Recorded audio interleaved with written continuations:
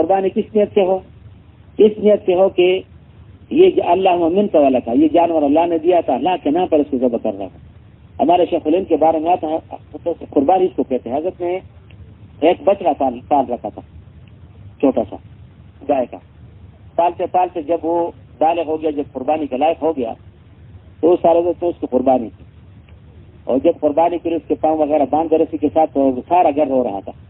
بچے بھی رو رہے تھے کہ جی ہماری جو ہے نا ہمارے گائے کو جو ہے نا ذبح کر رہے ہیں۔ مطلب ہے کہ قربانی ہے جس میں دل پر بھی چوری لگے نا، اللہ کے نام پر محبوب ترین مال جو اس کا آدمی جو رفت کرے، شرعی ضابطے کے مطابق جس پر قربانی ہو سکے وہ تو ہے ہی، لیکن عمدہ سے عمدہ جانور اللہ کے نام پر، جیسے قابل اور حابیل کو اللہ نے حکم دیا، اور حابیل جو تھا اللہ کا ولی تھا، ایک عمدہ دمبا جو اللہ کر اس نے رکھا، اوپر سے آزائے اس کو کھا کے پہلے، یعنی پہلی شریعتوں میں قربانی کی قبولیت کی علامت یہ ہوتی تھی، اوپر سے آگ اترتی تھی اور قربانی کو جلا ڈالتی، یہ قبولیت کی علامت تھی۔ اب ایسا نہیں ہے، اللہ نے مہربانی فرمائی تو قربانی جو کرے گا اللہ کی رضا کے لیے تو کرنے والے کو ساتھ ملتا ہے، اور جس کو وہ دیا جاتا ہے جو گوشت وغیرہ تو اس کا بھی کام بن جاتا ہے۔ تو